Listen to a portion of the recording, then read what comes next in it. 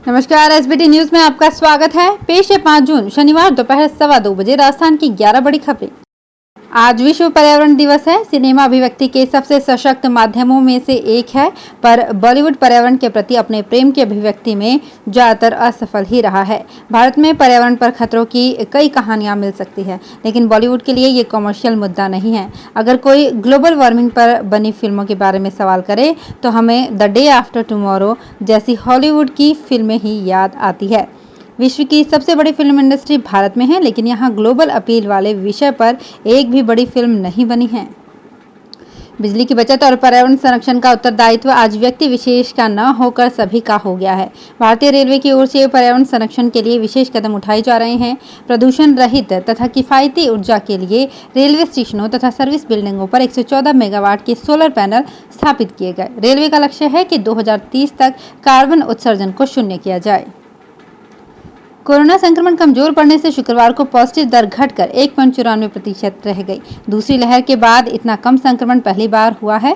प्रदेश में शुक्रवार को 51,698 सैंपल लिए गए और 1006 पॉजिटिव आए। पिछले दिन के 1258 की तुलना में 252 संक्रमित कम मिले और संक्रमण में 20.03% गिरावट आई। अनलॉक के तीसरे दिन रिकवरी दर बढ़कर 96.54% हो गई। ये देश में छठी सर्वाधिक है। कोरोना की दूसरी लहर शांत पड़ रही है। संक्रमण दर गिर रही है, लेकिन खतरा कम नहीं हुआ है। शुक्रवार को भी जयपुर में 203 मरीज आए और 8 लोगों की मौत हुई है।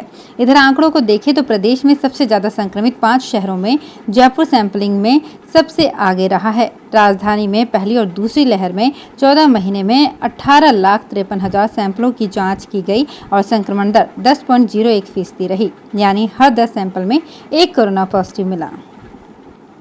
गर्मी आते ही सभी जगह पानी की किल्लत आ जाती है। इससे रणथंभौर नेशनल पार्क भी अब अछूता नहीं है। फिलहाल पार्क में वन्य जीवों के लिए पेयजल व्यवस्था के लिए 200 पॉइंट हैं। इनमें से 120 पॉइंट नेचुरल हैं, जबकि 80 पॉइंट विभाग की ओर से बनाए गए हैं। फिलहाल गर्मी के चलते इन नेचुरल पॉइंट्स पर पानी की कमी हो गई है। रणथंभौर नेशनल पार्क में गर्मी के चलते पेयजल संकट गहराने लगा है। हालांकि वन विभाग की ओर से वन्य जीवों को पानी की व्यवस्था के लिए हर संभव प्रयास किए जा रहे हैं। झुंझुनू जिले में लगा एक पेड़ न केवल अपनी विशालता के लिए जाना जाता है, बल्कि ये हमें 250 साल पीछे प्रकृति के बेहद करीब ले जाता है।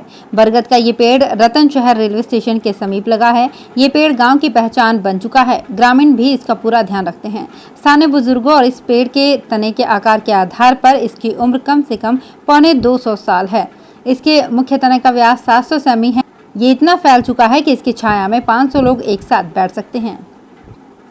लॉकडाउन के बाद अनलॉक में भी चोरी का सिलसिला नहीं थम रहा है। कोटा शहर में चोरों के हौसले इस कदर बुलंद हैं कि आए दिन चोरी की वारदात को अंजाम देकर फरार हो रहे हैं। ताजा मामला दादावाड़ी थाना क्षेत्र के वक्फ नगर इलाके का है। एक बदमाश रात 12 बजे 2:30 बजे तक चोरी के इरादे से कॉलोनी में घूमता रहा। किसी को भनक तक नहीं लगी। फिर चंद मिनटों में घर में खड़ी साइकिल चुराकर फरार हो गया। वारदात सीसीटीवी कैमरे में कैद हो गई। बाड़मेर शहर के बीच स्थित वन विभाग के इलाके में विलायती बबूल को हटाकर छायादार पौधे लगाए गए हैं। करीब 10 हेक्टेयर इलाके में लगे हजारों की संख्या में बबूल को वन विभाग ने हटाया है। बबूल के कारण जमीन खराब हो रही थी। ऐसे में 10 हेक्टेयर में बबूल की झाड़ियां साफ करवाई गई और खुदाई करके छायादार पौधों का प्लांटेशन किया गया। इसमें करीब 3000 पौधे लगाए गए हैं। इनमें नीम, करंज, जाल सहित कई अन्य पौधे लगाए गए हैं। भारत में कोरोना की अमेरिकी वैक्सीन फाइजर का आने का रास्ता साफ हो रहा है और जल्द ही ये देश में मिलने लगेगी।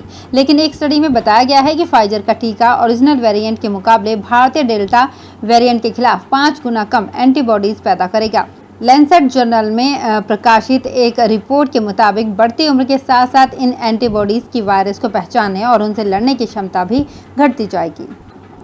चेन्नई से लगे वंडालूर के अरिगनार अन्ना जूलॉजिकल पार्क में संक्रमण से 9 साल की शेरनी नीला की 3 जून को शाम करीब 6:15 बजे मृत्यु हो गई।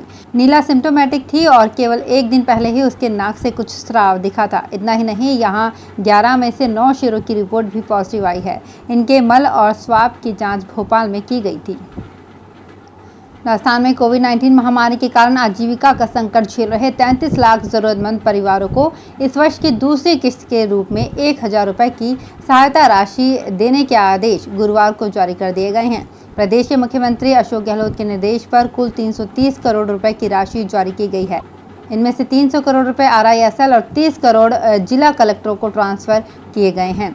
ये राशि जरूरतमंद परिवारों के बैंक खातों में सीधे भेजी जाएगी। तो फिलहाल इस बुलेटिन में इतना ही, फिर हाजिर होंगे कुछ और बड़ी खबरों के साथ। SBT न्यूज के और भी वीडियोस को देखने के लिए हमारे चैनल को सब्सक्राइब करें और नोटिफिकेशन पाने के लिए बेल आइकन को प्रेस करें।